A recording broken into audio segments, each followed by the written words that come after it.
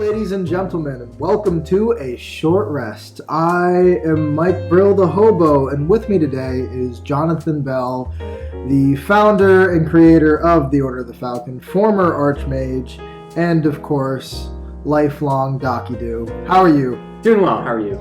Now, the listeners should know that your nickname is in fact Doc, so Yes. I will be referring to you as Doc for majority of this lovely conversation.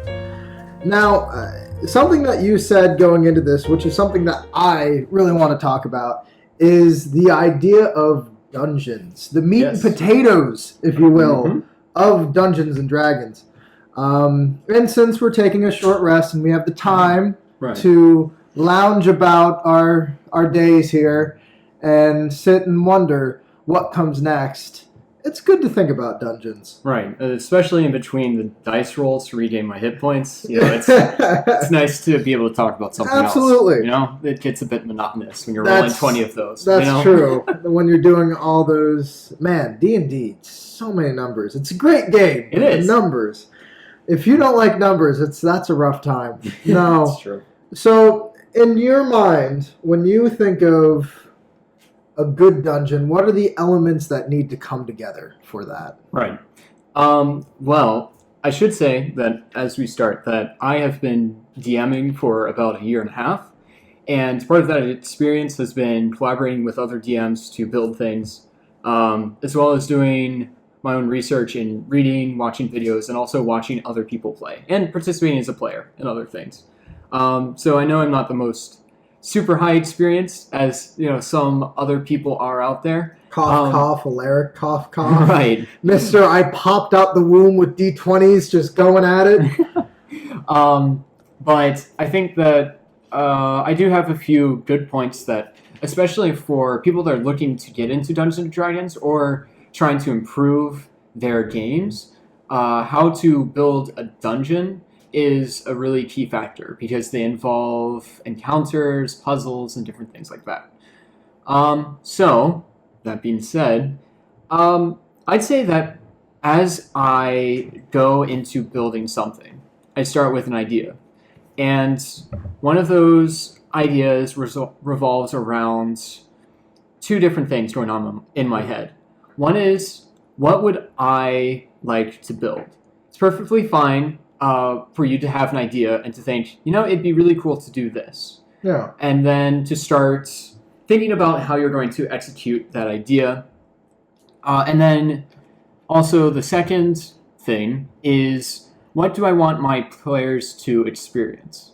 Player experience is a huge part of building a dungeon. Not only is it's a big part of DMing. You are a storyteller to the actual characters in your story. Having an awareness, I feel, of giving them an entertaining product is something that is crucial to what you are doing and for your own fun. Right. Because it is fun being absolutely. the DM. Yes, this is very true. And so these two ideas kind of go hand in hand. Running something that you want to run gives you a sense of dedication and I guess also allows you to have fun while you're running the encounter. If you're running something that you don't really want to play, it's not going to be as fun for the players. No. Yeah. But at the same time, if your players are just going to have a really sucky time because you decided that a room filled with 200 flumps and they can only use dagger attacks to kill them, that's not going to be a fun thing for your players to experience. For most players. I want more flumps in all my dungeons. I mean, honestly, though. But you have to realize that players are going to want different things. So you have to know your players, and then you have to know yourself and what you're wanting to run. So an example of this is in a recent campaign of mine, I thought to myself, you know, I want to run mind flayers. I've never touched mind flayers. I've never seen anybody run mind flayers online or in games that I've participated in or games that I've run. And so I want to do my research. I want to figure out what they're like. And then I want to run them against players and make them a menacing, dangerous force. I agree with that. And I think you're right to do that. To play mind flayers is something that you need to be aware of because they have, like certain things in Dungeons and Dragons, like a giant or a dragon or a beholder. These are almost tenets of D&D. They're not like holy monsters, but they're monsters that definitely have a reputation that your players are going to have previously. Right. And that reputation, if you don't live up to that kind of hype, they will feel it a tad tarnished. They will feel underwhelmed. Mind flayers are something that a lot of DMs don't touch, like you said, mainly because the lore implications and how much is actually being involved with them is drastic. Having these essentially aliens from a Lovecraftian novel fly into a fantasy world is a complicated jump. It is. And I think that also being aware of, just from a number standpoint, what kind of things that they can do and what they're capable of is also very important, aside from just the lore. If you look at Mind Flayers, I don't think that they have that many hit points. No, they're casters. Right. Honestly, a group of 4 players that at a decently low level, I'd say, even level 3s maybe, could walk into a bar, see a Mind Flayer, and take it out probably within a turn, within some good rolls. With good rolls, and if the Mind Flayer does poorly. I mean, a point of a Mind Flayer, depending on its situation, like there's the classic, you have a village, and there's a tyrant running said village, and you take out the tyrant, and plot twist, there's a Mind Flayer. But there's always goons underneath the Mind Flayer. There's always a bunch of bozos that you have to fight to get to them. Slaves, servants, whatever. Or you have the actual hive of Mind Flayers. Right. And that gets nebulous. Yes, and we'll talk a little bit about that, because I actually designed somewhat of a hive of Mind Flayers for an encounter. But we can maybe talk about that a little bit later. Absolutely. So the second thing is, what will the players experience? You have to have an idea of, do I want my players to be challenged? Do I want my players to have a good time? Do I want them to think about something within the world? Yeah, purposeful. Right. And so if you want your players to have a fun time, that's perfectly fine. It doesn't have to be complicated. There's going to be groups of players that like the numbers game, like rolling and hitting things. Yeah. And so if that's the type of game that you're running, by all means, throw something at them that they're going to have fun fighting. But there's always a point to make a wrinkle there. Right. It's easy to have a group of adventurers come across an orc party or an orc encampment that are sitting in like a circle around a fire. What makes it super entertaining, even for them, is how you develop it. Because if you're talking about a bunch of power gamers, they don't just want to fight and kill things and just have it mounted on their mantle. They want a good fight, and they also want to have an interesting fight. Right. Developing traps and magic and stuff like that. And they also want to use their abilities, which is something that you really have to take into account. Each player playing their own class and race, they want the ability to use those things effectively. And as a DM, you want to challenge that and poke holes and weaknesses, but you also want them to have the opportunity to use their strengths. Because if someone builds a character meant to do a thing, and all you do is throw the thing that they can't do at them, then that's a really poor dungeon to run. Because Julie, do the thing. Right. Yeah. They're not going to have fun if they can't do whatever it is they do. And that has varying implications, just because it's easy when you're thinking about a barbarian.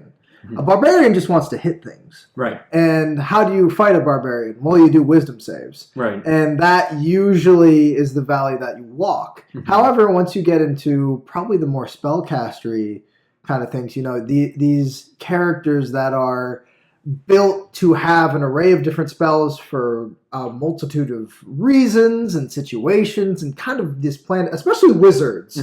The craftiness of a wizard player, if it's a good player who has a very developed wizard, is hard to plan for. And that's good that it's hard to plan for. and you need to try to take in consideration like all these spells, and they're gonna surprise you.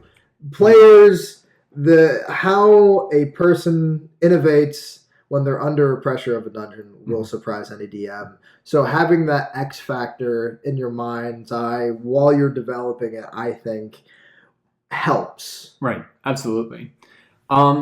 So going back to your first question of like, what do you think of when you go into this? We can move to this next step. But before I even start drawing, again, I think Drafting, of, right, hey, what is it that I want to do? And in this case, I wanted to run mind flayers.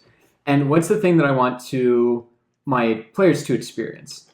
Dread. And my thought going into it, soul-crushing terror. Well, honestly, the thing that I thought that I wanted my players to experience is I'm not going to win if I fight these things, which is very controversial, to a stance, because a lot of D&D is, you throw something at the players that they can manage, even if it gets a little crazy. Yeah. Throwing something at the players that you don't think that they're going to be able to win is something that has to be very saved for a gauntlet. Yes. Mike honestly listened to my session that I ran, or at least the final encounter, and I think it would have been a good gauntlet. Oh no! This is a little hint for things to come. Doc is actually going to be pushing for a resurrection campaign in the future. We have a party that's basically come together for that. This is right before the Heroes Gauntlet is about to be released. So,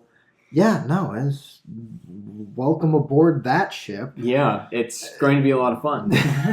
I hope so. Yes, that is the plan, to have fun and hurt characters, and maybe save them though in yours. Right, good job. You never know. Yeah. Oh man.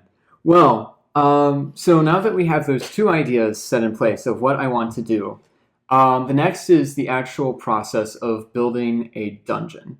So for different people, they have kind of different ways of doing this. Some people draw rooms, some people draw diagrams, some people just go by encounter. Yeah. Whichever way is your style is up to you. For me, I like making somewhat of a timeline, although it's kind of a different timeline. Essentially what I'll do is I'll start with a point at the bottom of a page, and then I may draw a line up and put another dot up further the page, and that is essentially their next room. They may draw two other lines that go to different places.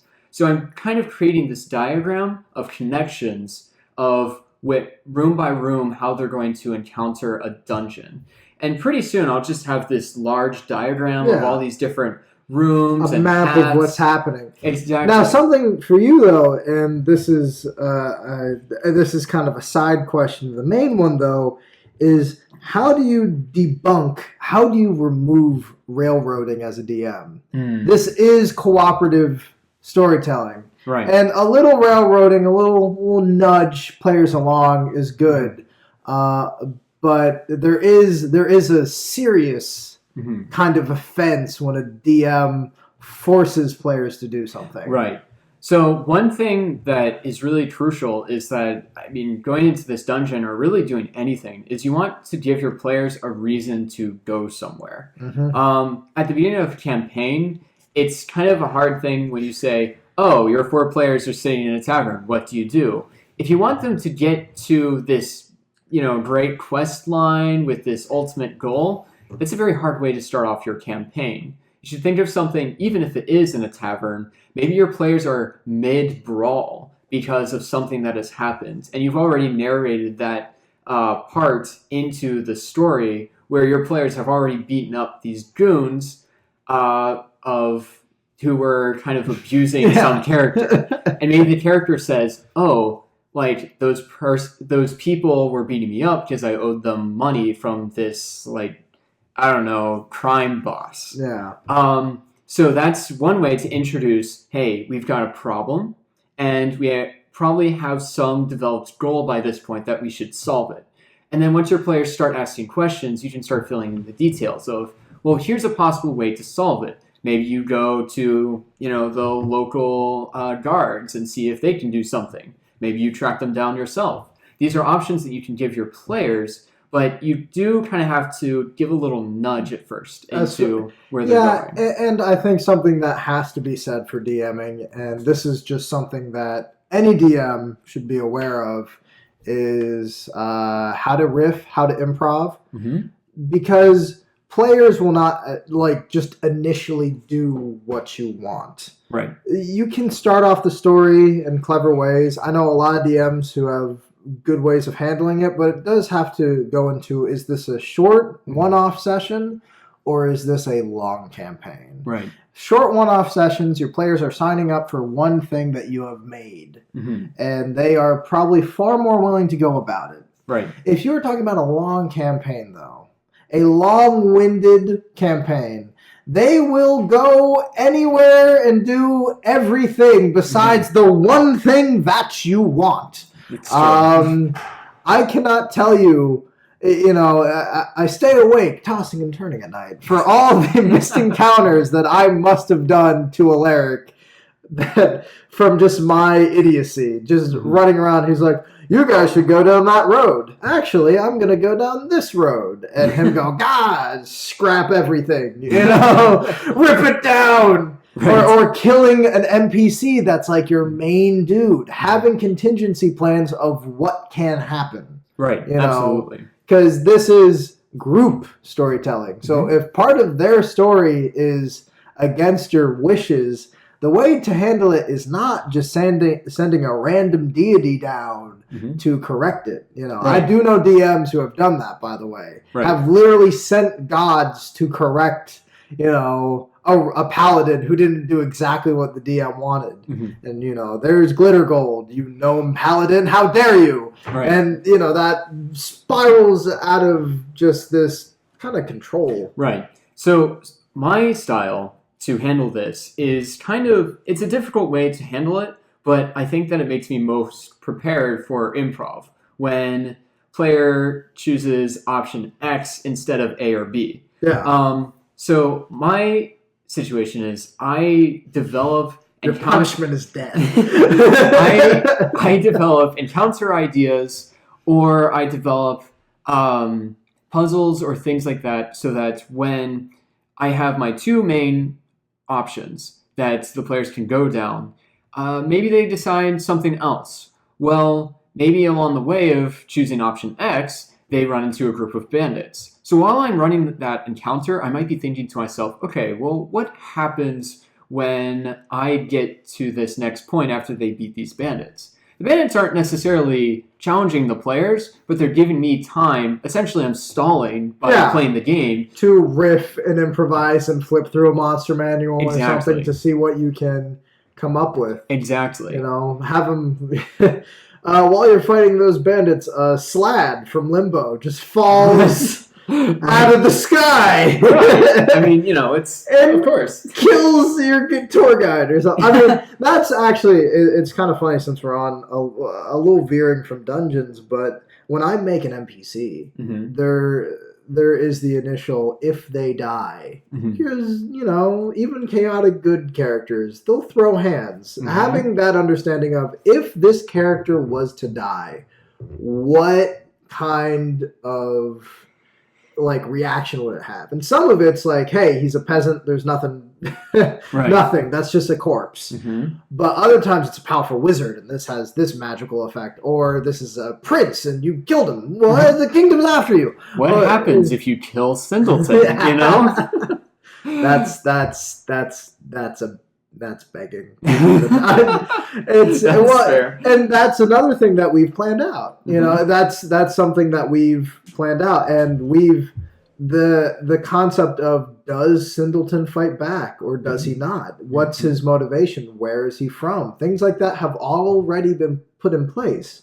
So there's kind of there's theory camps that you can have as a player. If I stab Singleton, this possibly powerful wizard, do I get does he rear back in just lightning, or does he bleed out and die? And this was some weird, horrible hoodwink, Right. And that kind of plotting is, I think, extremely important. Yeah, and, definitely. And not a lot of people use NPCs in dungeons, but Right. having a couple might be a way to at least get them down there. Having a tour guide, having, if you're in a desert, just be like, hey, I discovered this tomb. Right. Go down that hole. Yeah, absolutely. No, yeah. And one thing to consider is like, what is the impact that your NPC will have on the players? Will they feed them information? Because that's fine for having an NPC. Will they inspire the players to do something? Are they fake news? Are they scenery? Yeah. NPCs could just be, a bush along a trail. Yep. But you never know when one of those, like bushes along a trail may turn into a main plot point for your players. And that's an important thing to have kind of created. I think, by the way, if you ever create an NPC, something that I've always used as a basing off point is other characters in media. And I know it's not initially plagiarism, but no story under the sun is new. Having an understanding of what makes certain characters work and what some doesn't, being able to kind of mold them together and create something important is good. And the same way you create a character. When you first make a character, you go, I'm basing this fighter off of Samurai Jack. You don't just say, I'm going to be super original, because even your original thoughts are probably from somewhere. Yeah. So Absolutely. having all of that in an NPC is important. Also knowing your limits as a DM.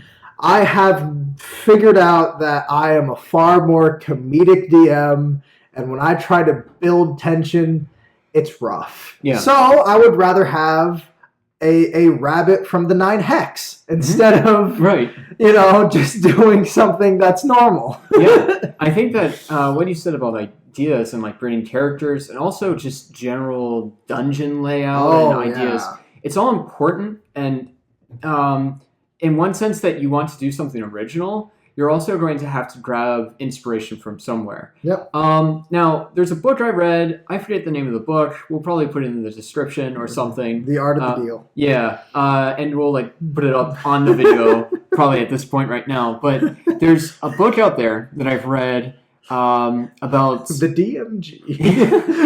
Yeah, that is honestly a good source of inspiration. Yeah. But there's another book that I read for class. It's a 35-page book with relatively large print. I think it's 14-point font. Ooh, my. And all it does is it goes through by a couple pages at a time of how to generate ideas and how to get ideas. And this is honestly, besides just my major, this has also been a really good source for how do I build dungeons? How do I get ideas for what kind of things I want my players to experience? Because even though it's a book designed for business people, this book has also guided how I build things and how I create these ideas for what I want my players to encounter. So we'll put that in the description somewhere. It's a couple bucks on Amazon. It's it's a good read if you're looking for more ideas and how to get ideas of how to run these dungeons and things. Absolutely. I mean, when I am doing a gauntlet, and when I'm talking with the DMs to figure out, hey, how are we going to build this thing? Having the initial idea of what the setting is important, because a tundra dungeon versus a dungeon in the desert versus one in a swamp versus one in the mountains, then one in a different plane, because there's tons of planes in D&D. All of that really affects a lot of the encounters, because having good, rich lore is something that players like to hang on to. Yeah, absolutely. When you're up in the mountains, you want to fight like a yeti.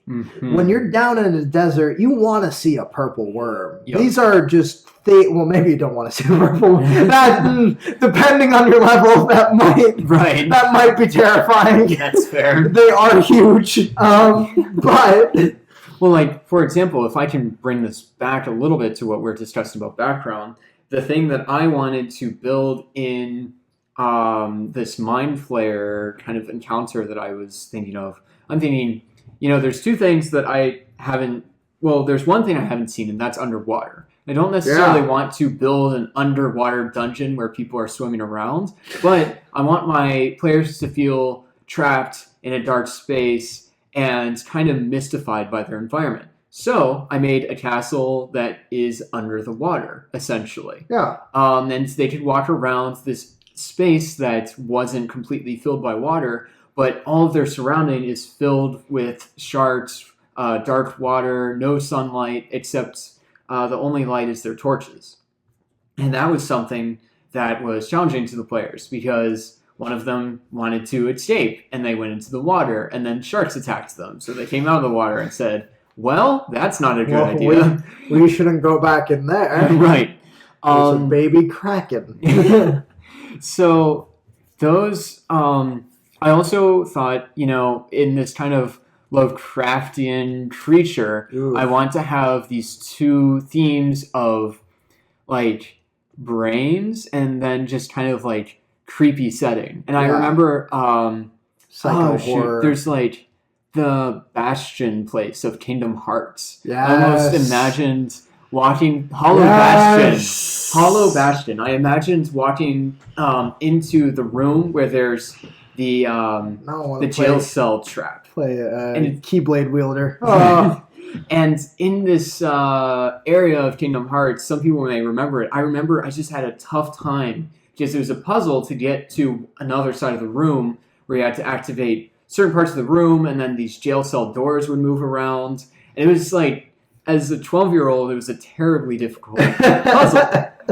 I should probably figure it out now a lot more quickly. But I thought in that room, it was kind of a dark color. There was water that was on the floor, and the sounds were very like echoey and creepy. I thought to myself that I kind of want to replicate that. So just from this one idea, I built my entire aesthetic around that. And then what is the detail that I want in here? What is something that the players are going to see that may give them a clue to their end enemy, but also will inspire some fear? Tentacle marks on the, And that was actually one thing where I had rooms and the outside of the castle where there was these kind of tentacle root things from the Elder Brain that had wrapped around the castle. No, I mean, like, Mind Flayers, there's such a deliberate, like, look at Volo's guide for those who really want to see something that is built off of a lot of Mind Flayer and Beholder things. These horrible nightmare gothic developments, and also that's a good thing. Actually, if we can talk about kind of the concept, one of the settings of the dungeon is kind of a final boss. It doesn't have to be a final boss. You don't need a final boss in a dungeon. It could just be an item at the end.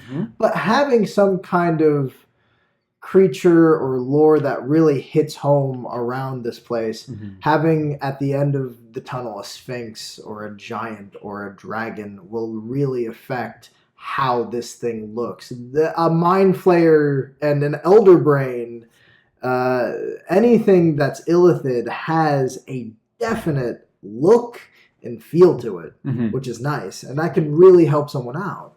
If you're using a dragon, whatever kind of color dragon it is, there's a long list of lore and lair effects that can really develop something interesting. Absolutely.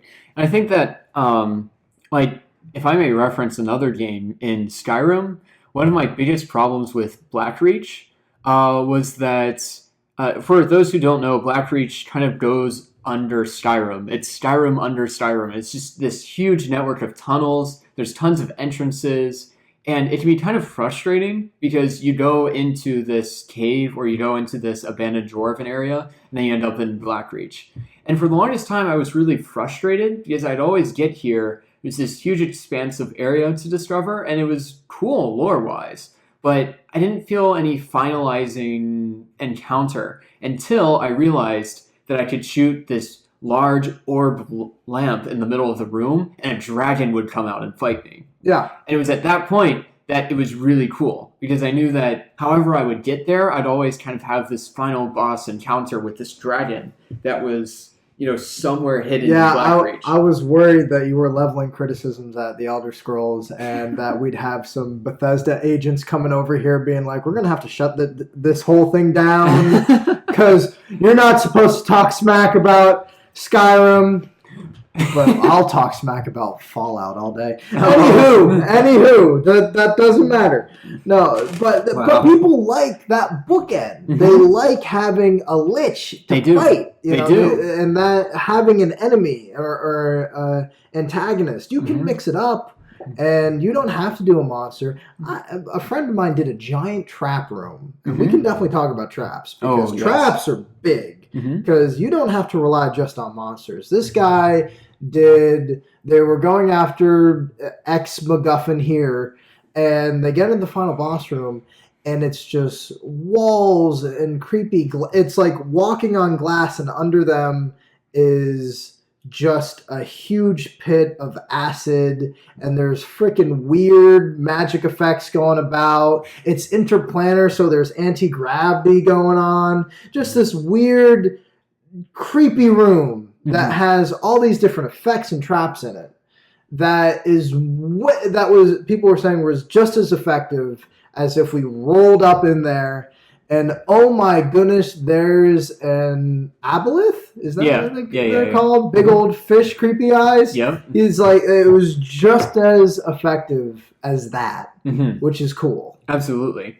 Yeah, and even just having some sort of encounter that is part puzzle, part fight, something like that can be really cool. I remember kind of my final boss to my campaign although I wasn't designed to be the final boss of the campaign, it was a good bookmark to end that thing because people were going elsewhere. But anywho, the final encounter wasn't that difficult. It was a single enemy who had jacked up HP and could do a lot of damage, but I threw something interesting where he used kind of a magical effect to create a mini duel between a shadow figure of himself versus each individual character. And the individual character would have to beat this shadow form before getting to the actual real form at the end. And it was a way to chip off a little bit of HP, and it was a good way to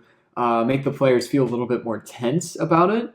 But with the music that I had playing and the kind of aesthetic of the visuals that I gave them, as far verbal visuals, I guess, as I described like their setting and everything, they found it to be really fun encounter, even though it really wasn't that difficult. Yeah, and that's important.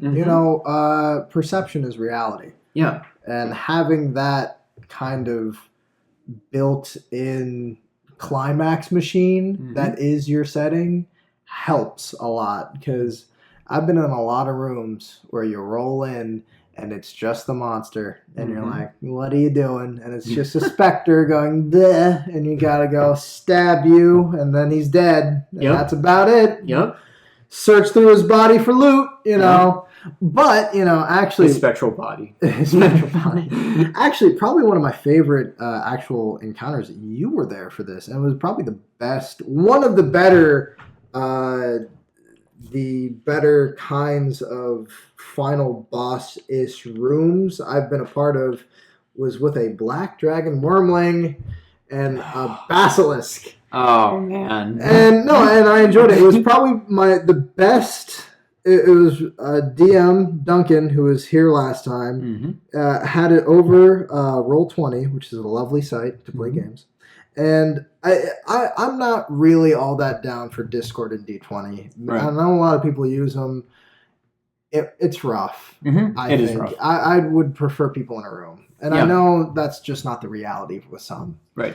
So we're over Roll20, and he's made a rather good dungeon so far. And it's something that he's worked hard on. It was something that he generated too. There's a site called Donjon that he actually generated the map and then uploaded the image online. But the thing that made it cool was that Duncan filled in all of these crazy, amazing details about the dungeon. Like finding a room filled with skulls, and when someone examined... That was you, wasn't it? No, that was Benji. Oh, that was Benji. I ran into the room that was all vines and all like weird kind of George of the Jungle thing, and on top of the hill there's like a golden flower. Yes. And you jump up, and when you grab the golden flower, it's a wisdom save. Otherwise, you're like entranced by it while these creepy vines slowly seek in to try to kill you. Right. And you guys had to like run in and scream at my character to like snap him out of it and get me back into the fight because I was kind of one of the tanks. Yes, it's true. So having me alive was important. Yes, absolutely. But and it was. I mean, how suspicious does a trap have to be? There's a glowing flower in the middle of the room. Right. But I still was, like, wanted that. But the final room of this place was a basilisk and a black dragon wormling curled up together on a pile of gold. And we got into a fight with it. Yeah, and probably I think it was a decision that's controversial among DM purists and D&D purists, but giving the wormling lair effects helped. Yeah. I thought it made the encounter way cooler just because it made the black dragon wormling alien from like the Alien movies. You're in a tight court, like, because we fought him. I killed the basilisk. And I was like, okay, you guys handle the black dragon wormling. He pulls out some lair effects, so now it's all dark. It's pitch black. Yes. And you guys are in the other room. I run over, and we don't know where this thing is. Right. It's scurrying around the halls. And it's taking dudes out. I should also say that previous to this fight, I had tried to... did you talk to it? I did. I was playing Balmor, and I was a Dragonborn. I was a Dragonborn bounty hunter. And the first off, the black dragon gave me a bag of devouring. I didn't realize it was a bag of devouring. I put my hand in it. But fortunately, Balmor is a strength-based ranger, and I was fine. But it's a good thing I was strong, otherwise things would go poor. As in, I would have been sucked into another dimension and destroyed. And knowing Duncan, he would have loved that. Yes. But the other thing is that to try to sneak by these creatures, which I did not do successfully, I took off my armor, which gave me disadvantage on stealth checks. So I was in this hallway trying to put on my armor again, and the lair effect made the room and part of this hallway dark, which I was in, and then alien dragon came into the hallway. Skittering around the vents or something. Right. And that's cool. And also, he gave the black dragon wormling a personality because dragons are not only strong, but they are smarty pants smart, unless you're like a white dragon, which is much more bestial, but even that's smart, you know? Yeah. Like having that wormling, you know, he's chilling on his gold pile, cuddle up, sees you sneaking around, and he goes, instead of like, my basilisk, maul him! He goes, hey, how about a trick? Like that... that like devious, malicious like kind of mentality, that attitude was way more interesting than if the dragon just went, intruder, maul him. Like that was way cooler, and it made you feel safe. You ran back to the rest of the party, opened it up, stuck your arm in, and have a good laugh. Right. That is way more interesting, and that's probably still one of the better dragon encounters I've had. Because dragon encounters can get cliche if you're not too careful. Yeah, and there's a lot of potential with them, and I don't think that they get there's a lot of potential with them, especially when you look at where they're from. In the same way with mind flayers, there's just a ton of things you can do. Yeah, absolutely. You actually saved my butt on that campaign, just as a note, because I was trying to save somebody else. I did with a medikit, and then it knocked me out. And you were saving someone, and then I had to save you. Right. Yeah. I was failing death saving throws. Mike Brill came in, hacked this, dragon up, and then with I think I rolled afterwards, and I rolled a 1, so I would have been dead. Yeah. But you saved me before I died. I mean, and that was just I wonder if I was playing a different character, how we would have handled it then. Right. Absolutely.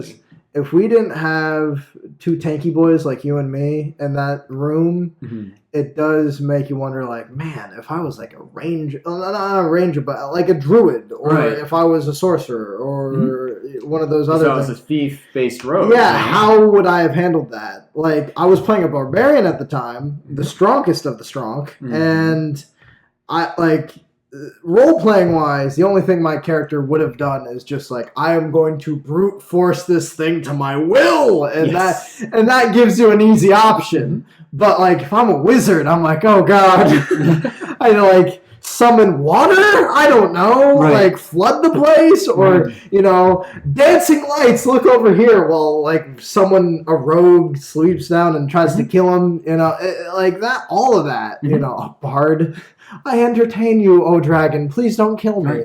So all of that. So this brings up a good point.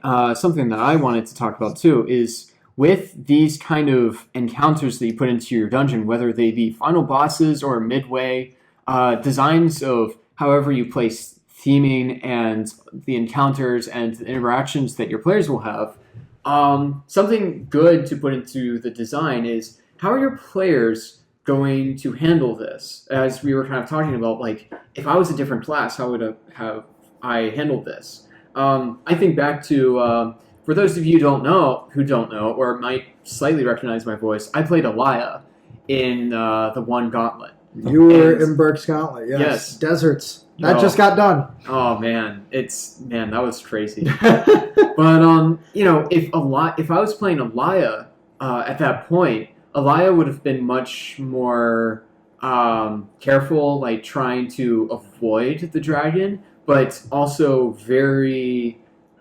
willing to start fighting it as well. Balmor, my character that I was playing at the time, was more so, well, I want the gold, but I don't really want to fight these things. So it was kind of like a mix-up of kind of different... being aware. Sorry, my phone just went off here. It's okay. But kind of like these different approaches to be really interesting for your players. And so that's one thing that you want to put into the design of your dungeon. For instance, when I made the Mind Flayer Den, the hub of the Elder Brain and these Mind Flayers standing all around in this creepy room with this paint liquid washing over some of the stones. Like, what kind of things are going to happen on a gameplay level as far as what is the range of the Elder Brain, where do these spells reach, as well as what are the players going to think when they walk into a room and, oh man, here's like 5 Mind Flayers and an Elder Brain. What kind of things can I anticipate their reaction when they run into that? So those kind of design elements are really good to think about when your players encounter something like that. Yeah, no, it's kind of almost storyboarding. Like thinking of your dungeon in storyboards, even making them in storyboards. I know some DMs who do that, which is very important. Now, I do want to bring up probably one of the more, and we vaguely touched on it, but traps. Yes. Traps. Oh, the traps. Because there is a thin line, far more than an encounter, between a good trap and a bad trap. Yeah, absolutely. And it's like, when you think trap, the first thing I think is a mimic. And just putting a mimic somewhere. I had a friend of mine who, his planned dungeon that I told him to scrap and try something different with it if he really wanted to use a mimic, was they'd go down a slide into a wall, and that wall was a mimic. Oh, that's terrible. But it's like, it wasn't like they stepped on a button and fell down the slide. It was just they had to go down the slide. Right. So there's a way to design a trap that is clever. You have to be very much more almost thought-provoking about, first of all, why would this trap be here? Right. Who would make it, and how does it work? Right. So if you pick up some Dungeons & Dragons 5e supplements, one of them is Princess of the Apocalypse. And this trap idea, to me, was fascinating. All it was there is a cave entrance with this kind of shambling old door. And if you push the door at all, it would bump this very unstable rack behind the door, and all of these plates and pots and things would go crashing down onto the floor and create a huge noise. Now, that doesn't really sound like a trap, but in D&D terms, that definitely is. Because what that did is that a nearby camp with a goblin and a... what is... They're not hobgoblins. They're bugbears. A bugbear and a goblin. I've always wanted to play a wizard bugbear. Oh, man. Well, so these two creatures nearby set up this trap so that no one would go in and try to loot the place. So when this trap went off, they came in behind the players and would start fighting them, which is ingenious, but it's a very simple design. Yeah. And so you're right. You got to realize that traps are more so than you touch the thing, you get hurt. Traps can be warning creatures nearby or inside of the place that there's intruders. They can either delay the intruders of the dungeon. So just having a sinkhole, like they step on the floor or they, step on a deer skin and they fall through into this pit. Doesn't really do damage, but the pit is, 10 feet deep. So they're going to have to get, I think they would take like a D6 at that point. But it's going to take them a little bit of time to get out of this pit, which might give some creatures the advantage on whoever's getting into this dungeon. Probably my most effective trap that I've ever done, because I am not the trappiest sort of DM, because it does take more brains than I might have. But one of the best traps I actually did was having a character fall into a pit, which was then it was a very zombie undead themed dungeon, and having someone fall into a pit, and in that pit is a zombie and like a couple of zombies, kind of Walking Dead style, going rawr, and they're easy to kill, but it's a deep pit, right? And having them have to climb out while the rest of the party are dealing with like two zombie hordes coming on either side, and then zombies falling onto the person who's in the pit already. Right. All of that was simple in design, but played out way more effective. Right. And even then, the other trap that I had in that hallway was at one point, I had the ye old silver little line that if you don't perceive and you kick, it releases something. Mine was it released a swarm of weasels. Oh, man. And believe it or not, those weasels almost wrecked a player. Yep. That was silly. It was a silly idea I had, and it was either a silver line or a button. Either way, sometimes Ewok tactics help. Big old tree root coming through. That sometimes all of that is important. Yeah, absolutely. And it goes back to that idea of what do you want your players to experience? Yeah. So in that case with the zombie pit, it might not be that falling into a pit where there's two zombies and you have to climb out is necessarily like a very great trap on its own. Just by itself, that's kind of a dumb trap. But you have the encounter where you have one player separated from another group of players that the other group of players really could use this additional player who's now separated from everybody else. And dealing with their own problems. Right. I mean, that's a huge thing in some encounters where you separate people. Oh, dungeons that separate players can be some of the most dangerous. Right. I mean, it's like, don't split the party. And if you create a trap that splits the party, that's a huge thing. So that's definitely something that you want to consider when building your traps. I think there's an Unearthed Arcana out there that actually has a guide to building traps, and it's really useful and it's really awesome. I've been using that to help guide. It's not just traps. There's also just setting elements in there. Having, let's say, if you're going through a vampire's den, having some kind of blood sacrificed thing that you have to do to get through to another door, or maybe get into their deep chamber. Right. or something like that. Maybe there's a life drain trap that, Something. like, just for the next 5 turns, you roll a d4 and you lose that many hit points. Yeah, all of that is something that is initially important when you're actually developing this. So having setting makes sense. The pit trap that I had was in a very undead settlement kind of thing, an old dead temple, having just dead things, mummy style a bit. And at one point they were going down a hallway, and one of the things in that horde, because to make sure they couldn't just go around it, was an undead orc. That head was basically getting cleaved by just walking down the hallway.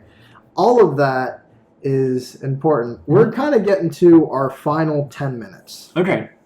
So I'm going to let you riff a bit on your final thoughts on what makes a good dungeon. And then I'm going to ask you 2 dumb questions. Okay. And then, of course, our final question. Right. So I think that of all things, getting out of a dungeon is really important. Some of the more complicated dungeons that you're going to be building might not give you an easy way out. Yeah. So what is the player experience going to be getting out? Do they find a portal? Is there some sort of thing where if they fail, they're taken to another place?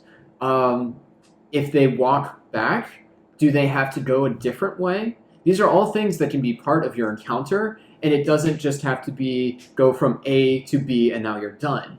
Maybe you go from A to B and there's a different pathway to get out. And so then you have to go down this kind of exit route that has its whole set of different encounters or even just lore. Yeah. Like, a bandit den that has a secret exit to an overlook of a town. I'm thinking of something, again, from Skyrim, near Riverwood, how there's a nearby bandit den that quite literally, an alternate exit or entrance, depending, to this mine is an overlook of Riverwood. So it's kind of like just that idea that there's this thing there. It gives you this sense of, oh, well, the bandits must, watch Riverwood from this location, even though, there's nothing in game that would, script that. But it might give players an idea at the end that kind of sits with them and thinks, oh, that's really cool. And that kind of thing is really cool for players. And then finally, just going back to the player experience, I'd just like to reemphasize that you don't have to plan out everything that's related to that, but definitely thinking about how players will experience your traps, will experience the different rooms in your dungeon, experience walking in, walking out. Those are all vital parts of running a really good dungeon and a really good session in general. Is that when your players feel like that session was awesome because you kind of planned for them to have a particular experience that was really cool, then you've done your job and you've done your job well.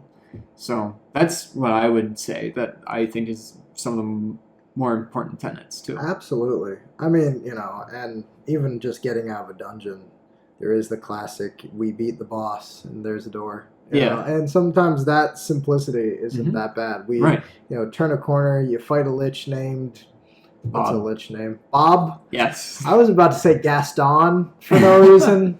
No one liches Gaston. No one, I don't know. Dead is Gaston. There no was one shoots fireballs like Gaston. I know my abilities, decapitation. No one fries limbs like Gaston. But oh god, that's terrifying. Man, now we've got Bethesda. We've got a company that runs with Biz. No, I don't want to make enemies with the mouse. That's gonna come down. It's not gonna be good. Some goofy mice. I should say. By the way, with Goofy, how does Mickey Mouse like have Pluto, who's a dog, but Goofy's a dog? Like, is a mentally handicapped person? I'm not getting into this. Oh, but listen. I'm just probably. This was so serious, enlightening, and enriching, and just went into a weird Disney trap that. Oh my, that was poor decision. No, listen. So 2 last questions, housekeeping. With our 5 minutes left. Mm-hmm. Favorite monster? Oh boy. Man, I should have thought more about this, but it's funny. I was listening to a Short Rest last night, and Gibbering Mouther was mentioned by Justin. And that was is that a favorite? That is an interesting one.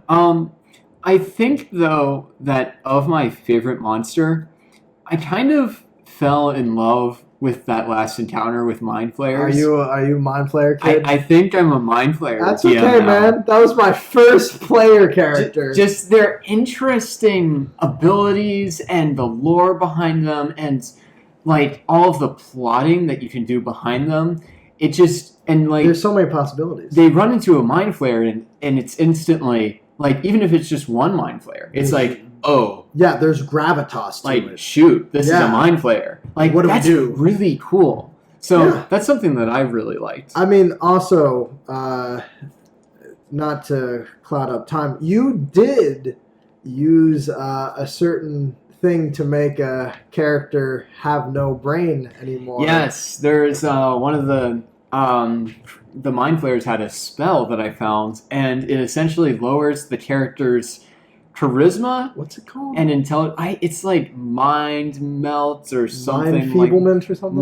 Mind enfeeblement. I might flip open Volos here. Okay. But essentially, like, it just absolutely melts a person's mind.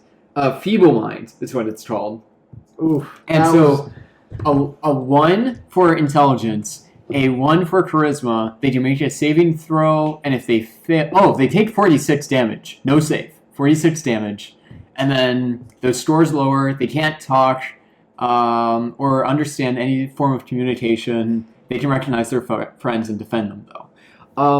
That was an interesting spell to throw in that encounter, because I threw that at one of the more capable players of fighting things, and so doing that just wrecked. Yeah, no, it was beautiful to see, and they rolled with it very well. Nate did a fantastic job of role-playing that. As in, he babbled into the mic, and then when his turn, he had his animal companion speak for him, which was amazing. I respected that so much. I respected that and so the much. fact that he wasn't super bitter about it, because some players can get really just like, what do you mean I can't talk anymore? What do you mean I caught the stupid?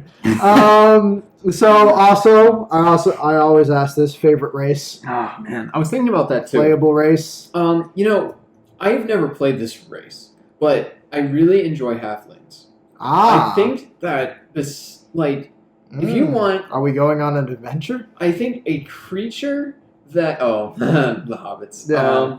I think if you want a creature that's really good at just not messing up and being good rogue, you should consider a halfling. Because they're small, which is nice for fitting into, certain places.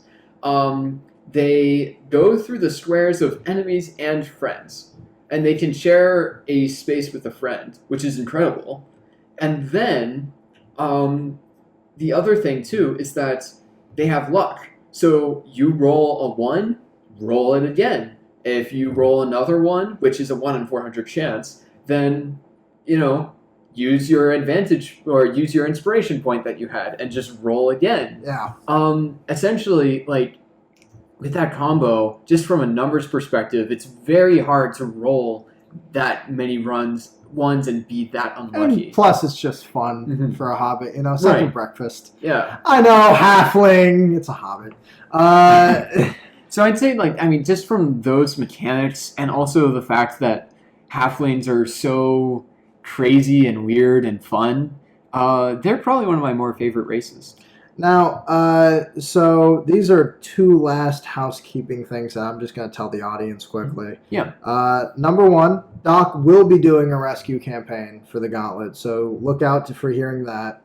And number two, we are going to start on short rest doing a thing called Wandering Monster Effect, where we're going to be having two lovely D&D folks debate on things in D&D. It will be as silly as how dangerous are floofs to does it in D&D do we need an alignment system? What's your favorite dragon? Things like that. We'll get into all of that on a short rest to make it far more not a rest anymore. Are you inviting me to one of these? Absolutely. You are more than welcome. Actually, I'm asking that our audience down in the comment section of this video, not anywhere else, please on this video, tell us what you want to hear as a debate. Our first one, I know that Alaric really wants to do a debate on whether or not alignments are actually are a necessity for role playing. Sounds good to me. So we're basically out of time, but our last question, Doc, should we take a short rest? Yes. Yeah.